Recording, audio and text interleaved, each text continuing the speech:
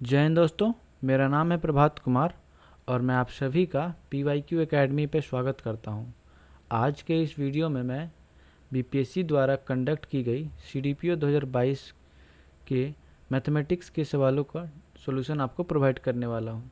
ये परीक्षा 15 मई 2022 को कंडक्ट की गई है, ठीक है।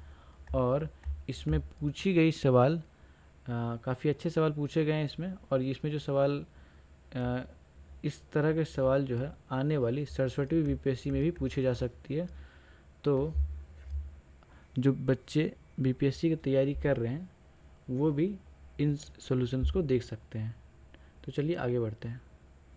इससे पहले मैंने अभी जो सरस्वती बीपीएससी की जो परीक्षा 8 मई को कंडक्ट की गई थी, जिसको रद्द कर दिया गया, उसकी उसका मैथमेटिक्स का सॉल्यूशन भी मैं आपको प्रोवाइड कर चुका हूँ। तो अगर वो देखना हो तो आप प्लेलिस्ट में जाकर देख सकते हैं, ठीक है। तो चलिए शुरुआत करते हैं। पहला क्वेश्चन दे रखा है the missing number in the sequence. तो ये एक रीजनिंग का सवाल है और इसमें आपको जो मिसिंग नंबर है वो फाइंड करना है। जैसा कि आप देख सकते हैं 2, 3, 6, 18, ठीक है। तो ये नंबर जो है काफ़ी बढ़ रहा है, 2 के बाद 3, 3 के बाद 6, 6 के बाद 18, उसके लिए लास्ट नंबर 1944 है। इसका मतलब ये है तो कन्फर्म है कि ऐड नहीं हो रहा है, ठीक है। अगर जोड़ कर किया जाता तो ये मतलब कि इतने ज़्यादा का डिफरेंस नहीं आता। इतना कन्फर्म है कि ये मल्टीप्लाई हो रहा है, ठीक है। तो अगर देखें तो दो में तीन मल्टीप्लाई करें तो 6 आ सकता है, ठीक है। और 6 में 3 मल्टीप्लाई करें तो 18। इसका मतलब ये पता चल रहा है यहाँ से कि किस जो नंबर के पहले तो जो नंबर है उसको मल्टीप्लाई करने से तीसरा नंबर आना चाहिए, ठीक है। तो अगर इसी लॉजिक से अगर हम चले तो 18 इंटू 6 करने से ये वाला नंबर आना चाहिए, तो उसके हिसाब से हमारा आंसर होना चाहिए 108, ठीक है। तो हमें कंफर्म करने के लिए जो ये जो 1944 है ये जो है 18 इंटू 108 करने से आ जाना चाहिए। अगर ये आ जाता है मतलब हमारा ये लॉजिक बिल्कुल सही बैठ रहा है, ठीक है। तो हम करके देख लेते हैं। ये हो जाएगा, ठीक है, और ये हो जाएगा 810, ठीक है। तो ये 4, 8 से 14 और 8 9, ये तो हमारा ये लॉजिक बिल्कुल सही है। इसका मतलब ये है कि जो तीसरा नंबर है वो पहले दूसरे नंबर का प्रोडक्ट है। तो इसका आंसर हो जाएगा ऑप्शन सी। बड़ा ही इजी सवाल था, आगे बढ़ते हैं। अगला सवाल है at 4:30 AM what is the angle formed between the hour hand and the minute hand, ठीक है। तो एक घड़ी है जिसमें सुबह के 4:30 बज रहे हैं, ठीक है। तो दीवार घड़ी में हमारे लिए AM PM मैटर नहीं करता है, ठीक है, क्योंकि ये 12 घंटे के लिए होती है। तो चलिए एक नॉर्मल सी पहले घड़ी हमने बना लिया, ठीक है। और उसमें हम क्या करते हैं, पहले 4:30 बजा देते हैं, ठीक है। तो ये अगर 4 है, ये 5 है, तो अगर ये हो जाएगी घंटे की सुई और ये हो जाएगी मिनट की सुई, ठीक है। घंटे की सुई जो है 4 और 5 के बीच में होगी और मिनट की सुई 6 पे होगी, ठीक है। अब देखते हैं, अब हमें जो है ये जो कोण है ये पता करना है, ठीक है। तो सबसे पहले हम देखना चाहेंगे कि यहाँ से यहाँ तक में कितनी दूरी है। मतलब अगर रफली हम माने कि ये 4 और 5 के कितने बीच में हमें नहीं पता, ठीक है, इसको रहने देता। हम रफली मानते हैं कि ये सपोज अगर ये सुई 4 पे है और ये 6 पे है, तो 4 और 6 के बीच में कितने का अंतर है। तो 4 और 6 में टोटल कितना 10 मिनट का अंतर है, ठीक है। ये जो अंतर है टोटल 10 मिनट का है। अब देखते हैं कि टोटल अगर ये टोटल 360 डिग्री है, ठीक है। तो अगर 60 मिनट में अगर 360 डिग्री एंगल बनता है तो 1 मिनट में कितना डिग्री बनेगा, 6 डिग्री बनेगा। उसी तरह से 10 मिनट में कितना 60 डिग्री बनेगा, ठीक है। तो अगर ये घंटे की सुई 4 पे ही होती तो ये तो 60 डिग्री कन्फर्म बन रहा होता, ठीक है। लेकिन ये घंटे की सुई थोड़ी खसक जाएगी, उसकी वजह से क्या हो जाएगा, एंगल थोड़ा कम हो जाएगा। तो अब हमें देखना है ये जो घंटे की सुई है कितनी खसकी है, ठीक है। तो उसके लिए हम देखते हैं। अब हम आते हैं घंटे की सुई पे। तो घंटे की सुई जो है ये 12 घंटे में ये पूरी एक चक्कर लगाती है, ठीक है। एक चक्कर लगाने के इसको 12 घंटे लग जाते हैं। तो 12 घंटे में 360 डिग्री घूमती है, तो 1 घंटे में कितनी घूमती होगी, 1 घंटे में ये घूमती होगी 30 डिग्री। तो हमें अब कितने क्या निकालना है, ये कितने 4:30 बजे, मतलब 4 बजे ये एग्जैक्ट 4 के पास होगी। आधे घंटे में कितनी घूमी है, तो यानी कि 1 घंटे में अगर 30 डिग्री घूमती है तो आधे घंटे में क्या 15 डिग्री घूमेगी।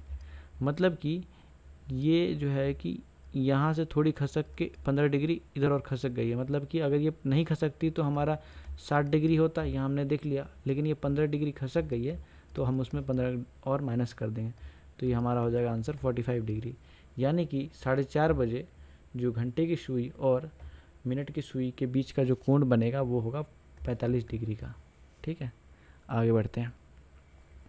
If n C n equals to n C eight value of n is, ये बड़ा ही सिंपल सा सवाल है बस, लेकिन आपको ये जो है एन सी आर इसका वैल्यू पता होना चाहिए। अगर एन सी आर हो तो इसको हम इस तरह से लिख सकते हैं n factorial by r factorial into n minus r का होल फैक्टोरियल। ठीक है, तो अब इसी को हम अप्लाई करेंगे इस सवाल में। तो एन सी एन को क्या लिख सकते हैं हम, एन फैक्टोरियल बाई ये 9 फैक्टोरियल इंटू एन माइनस 9 का होल फैक्टोरियल। उसी तरह से इक्वल्स टू में अगर इधर लिखेंगे तो क्या लिखेंगे, n factorial divided by 8 factorial into n minus 8 factorial. ठीक है, अब देखते हैं, अब फैक्टोरियल मतलब क्या होता है। अगर सपोज 5 का फैक्टोरियल लिखना है तो क्या लिखेंगे, 5 गुने 4 गुने 3 गुने 2 गुने 1, ये होगा फैक्टोरियल। इसको अगर हम और सिंपल करें तो इसको एक क्या लिख सकते हैं, 5 गुने और ये 4 गुने 3 गुने 2, तो ये 5 गुने 4 का फैक्टोरियल हो सकता है। उसी तरह से इसको और अगर हम इस तरह से 5 गुने 4 गुने 3 का फैक्टोरियल हो सकता है, इस तरह से कर सकते हैं। चलिए पहले काटते, ये एन फैक्टोरियल कट जाएगा। अब जो बच्चा जैसा उसको क्रॉस मल्टीप्लाई करके लिख लेते हैं, तो 8 फैक्टोरियल। अब देखिए एन माइनस 8, ठीक है, इसको अगर हम इसके एक पीछे जाएंगे तो एन माइनस 9 हो जाएगा, तो यानी कि एन माइनस 8 इंटू ये एन माइनस 9 का फैक्टोरियल। उसी तरह से इधर वाले को 9 इंटू 8 फैक्टोरियल इंटू हमको एन माइनस 9 तो है ही, तो उसको ही रहने देते हैं। ठीक है, तो ये एन माइनस 9 काट दीजिए, ये 8 फैक्टोरियल और 8 फैक्टोरियल काट दीजिए, तो ये हो जाएगा एन माइनस 8 इक्वल्स टू 9, यानी कि एन इक्वल्स टू हो जाएगा आपका 17। तो यही है हमारा आंसर। ठीक है, तो आंसर हमारा है ऑप्शन बी। आगे बढ़ते हैं। ठीक है, if the average of 8 observations is 16 and that of 4 observations is 64, then the average of 8 + 4 12 observations is. बड़ा ही सिंपल एवरेज का सवाल है, तो सबसे पहले एवरेज का फॉर्मूला जानते हैं। एवरेज को जो है हम एवरेज इक्वल्स टू करते हैं सम डिवाइडेड बाय नंबर। ठीक है, तो अगर पहला देखिए तो एवरेज ऑफ 8 ऑब्जर्वेशन यानी कि 8 संख्याओं का एवरेज जो है 16 है, तो यहाँ डालते हैं एवरेज के 16 डालते हैं। सम हमें नहीं पता है, 8 संख्याओं का सम को ऐसे ले लेते हैं और नंबर 8 है, तो यहाँ S8 बराबर कितना आ जाएगा, 16 8 जा, ये हो जाएगा हमारा 128। ठीक है, ठीक है, अब करते हैं। अब अगला दे रखा है दैट ऑफ 4 ऑब्जर्वेशन 64, 4 ऑब्जर्वेशन का 64 है, तो 64 बराबर S4 बाई 4, तो S4 कितना आ जाएगा, इसको 4 4 16 4 24 26 256। ठीक है, अब कह रहा है कि 12 ऑब्जर्वेशंस का, अगर हमें 12 ऑब्जर्वेशंस का निकालना है तो ये हमको S12 होना चाहिए बटा, और ये 12 होना चाहिए। S12 हमें पता है S8 + S4 हो जाएगा बटे 12। अब S8 + S4 कर दीजिए, तो 128 + 256, ये 8 6 14 और ये 5 2 7 1 8 और 2 1 3 1 4। ठीक है, नहीं 2 1 3। ठीक है, तो ये हो गया 384/12। तब इसको काटेंगे अगर तो 12 3 36 और 2 12 दूनी 24। ठीक है, तो ये हमारा क्या आंसर ऑप्शन सी। बड़ा ही सिंपल सवाल था, आगे बढ़ते हैं। In a school there are 20 teachers who teach mathematics और फिजिक्स। ठीक है, 20 टीचर है टोटल, उनमें से कुछ मैथमेटिक्स सॉल्व पढ़ाते हैं, कुछ फिजिक्स पढ़ाते हैं। ऑफ दीज, इनमें से 12 टीच मैथमेटिक्स, ठीक है, 12 मैथमेटिक्स पढ़ाते हैं, एंड 4 टीच बोथ। ठीक है, तो वेन डायग्राम बना लेते हैं। ठीक है, इसको सपोज मान लेते हैं ये कुछ मैथमेटिक्स वाले हैं, कुछ फिजिक्स वाले हैं। हमको ये पता है कि टोटल टीचर 20 है। ठीक है, अब जो है 4 जो है दोनों पढ़ाते हैं, ठीक है, और 12 मैथमेटिक्स पढ़ाते हैं, मतलब 8 जो है ओनली मैथमेटिक्स पढ़ाते हैं, यानी कि टोटल ये मैथमेटिक्स का हो गया 12 टीचर। अब क्या, अगर 12 हो गया तो टोटल 20 टीचर है, तो और कितने बचे 8। ठीक है, अब देखिए ये जो है ये 4 जो है मैथमेटिक्स फिजिक्स दोनों पढ़ाते हैं, ये 8 सिर्फ मैथमेटिक्स पढ़ाते हैं और ये 8 सिर्फ फिजिक्स पढ़ाते हैं, और ये टोटल हो गया 20 टीचर। तो ये हमारा जो है वेन डायग्राम सेटिस्फाई कर रहा है। अब सवाल क्या पूछा गया, how many teachers teach physics, कितने टीचर फिजिक्स टीच कर रहे हैं। तो ये कितने हो गए 8 + 4 यानी कि 12, 12 टीचर्स फिजिक्स टीच कर रहे हैं। अगर सवाल में ये पूछा होता कि how many teachers teach physics only, अगर ओनली होता तो 8 टीचर ओनली फिजिक्स कर रहे हैं, लेकिन यहाँ हमें ओनली नहीं पूछा गया, सिर्फ फिजिक्स मतलब इन जनरल फिजिक्स पूछा गया है, तो 12 टीचर हो जाएगा। So answer here is option C. आगे बढ़ते हैं। The 101st term of the arithmetic progression is 5, 11, 17। ठीक है, तो एपी है, एपी में हम जानते हैं सबसे पहला टर्म जिसको हम कहते हैं फर्स्ट टर्म, तो ए यहाँ पर 5 हो जाएगा। कॉमन डिफरेंस यहाँ 6, यहाँ भी 6, यानी कि डी जो है हमारा 6 है। अब जो है nth टर्म यानी कि A101 बराबर क्या होता है, a + n-1 इंटू डी।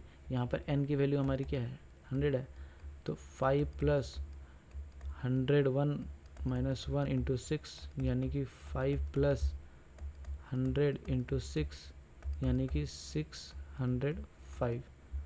बड़ा ही सिंपल सवाल था, ऑप्शन ए। आगे बढ़ते हैं। The 2 roots of quadratic equation, ये क्वाड्रेटिक इक्वेशन दिया गया, इसका रूट्स फाइंड करना है। तो हम लिख लेते हैं पहले क्या दिया गया, 2x² + √6x - 6 = 0। सिंपल से सीधा हम यूज करते हैं फॉर्मूला। यहाँ पर a हो जाएगा 2, b हो जाएगा √6 और c हो जाएगा -6।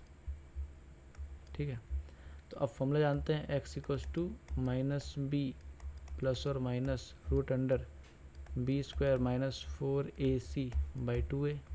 ठीक है, ये होता है फॉर्मूला। अब पुट करते हैं, ये हो जाएगा -√6 ± ठीक है, b² यानी कि 6 -4ac, तो माइनस माइनस ये प्लस हो जाएगा। 4 × 6 = 24, 24 और 24 दूनी 48। ठीक है, ये 2a 2 दूनी 4। इसको आगे और सॉल्व करते हैं, -√6 को यही रहने देते हैं, प्लस ये कितना 56 हो जाएगा, √56/4। ठीक है, -√6 इसको अगर करें 56 नहीं 8 से 14 54 हो जाएगा। ठीक है, तो 9 × 6 = 54, 9 × 6 = 54 होता है, तो 9 को अगर बाहर निकाल देंगे तो 3 हो जाएगा, तो यानी कि 3√6 रह जाएगा /4। ठीक है, अब एक बार प्लस लेते हैं एक बार माइनस लेते हैं। जब प्लस लेंगे तो x की वैल्यू क्या आ जाएगी, -√6 + 3√6 यानी कि 2√6/4 यानी कि √6/2। ये एक रूट आ गया, दूसरा रूट के लिए माइनस ले लेते हैं, तो -√6 और -3√6 -4√6/4, तो इसको कैंसिल कर देते हैं, ये हो जाएगा -√6। यानी कि हमारा पेयर होना चाहिए -√6 एंड √6/2 का। ये हमारा आंसर, तो आंसर ये है हमारा ऑप्शन सी। आगे बढ़ते हैं। 2x + 3y + 10 and 3x - y = 4। बड़ा ही सिंपल सवाल है, इसको सॉल्व करते हैं। ये काम करते हैं, इसको जो है इसमें 3 मल्टीप्लाई कर देते हैं, ताकि जो है कि 3y कट जाएगा, तो ये हो जाएगा 2x + 3y = 10, और इस इक्वेशन में हम 3 मल्टीप्लाई करेंगे तो क्या ये 9x हो जाएगा -3y = 12। ठीक है, ये ऐड कर देने से ये कट जाएगा, ये 9 × 2 = 11x और इधर ये 22 हो जाएगा, तो x = हो जाएगा 2। x2 आ गया, तो किसी एक इक्वेशन में x की वैल्यू 2 डाल दो, पहले वाले में डाल देते हैं, तो 2 दूनी 4 + 3y = 10, तो 3y = 6, y = 2, तो हमारा पेयर हो गया x = 2 एंड y = 2। हमारा answer option D. Next question, ये दे रखा है 35 + 27, सिंप्लीफिकेशन का सवाल है। अगर हम 35 को a मान लेते हैं, ठीक है, a को 35 को a मान लेते हैं और 27 को b मान लेते हैं। ठीक है, तो यानी कि अगर इसको हम खोल देते हैं a + b का whole square plus a - b का होल स्क्वायर डिवाइडेड बाय, ये हो गया a² + b²। ठीक है, इसको ऊपर खोलते हैं तो a² + b² + 2ab plus a² + b² - 2ab by a² + b²। ठीक है, अब जो -2 + 2ab -2ab को काट दो, a² + a² क्या हो जाएगा 2a² प्लस 2 ये हो जाएगा 2b² by a² plus b²। यहाँ से ऊपर 2 कॉमन ले लो तो a² प्लस b² बाई नीचे में a² प्लस b², ये दोनों काट दो, बच गया 2। तो यही हमारा आंसर ऑप्शन डी। आगे बढ़ते हैं। The population of a village is 16,500 if it increases annually at a rate of 10%, then what will be its population. ठीक है, तो यहाँ पर या तो आप कंपाउंड इंटरेस्ट निकाल दो या फिर परसेंटेज से सीधा कर सकते हो। ठीक है, तो कंपाउंड इंटरेस्ट अगर निकालेंगे तो इसको प्रिंसिपल मान लो, प्रिंसिपल हमारा हो जाएगा 16500। ठीक है, रेट हमें दिया गया है 10%, टाइम हमें दिया गया 2 ईयर्स। ठीक है, हमें निकालना है अमाउंट, तो होता है p × 1 + r/100 का पावर 2, p 16500 1 + 1/10 2, इसको 16500 इंटू 11/10 यानी कि 11/10 का स्क्वायर, तो 16500 इंटू 121/100, इसको काट दो, सीधा सीधी 165 से 121 मल्टीप्लाई करो 1। ठीक है, ये 5 6 1 10 2 से 12 1 13 2 1 2। ठीक है, 1 3 ये 5 6 1, इसको करो तो 5 6 5 3 8 1 9 6 3 9 19965, तो हमारा आंसर ऑप्शन ए। ठीक है, तो इस तरह से हमने बड़े ही आसानी से सारे सवाल कर लिए। ठीक है, और बड़ा ही इजी सवाल था। अगर हम कंपेयर करें इससे पहले जो सरस्वती बीपीएससी की जो परीक्षा हुई थी जो कि रद्द की गई, सो उससे भी इजी सवाल थे इसमें। ठीक है, तो लेकिन लेवल जो है ठीक ठाक है, आप इस तरह के सवाल प्रैक्टिस कर सकते हैं। आप उम्मीद कर सकते हैं कि इस तरह के सवाल जो है सरस्वती बीपीएससी में पूछी जा सकती है।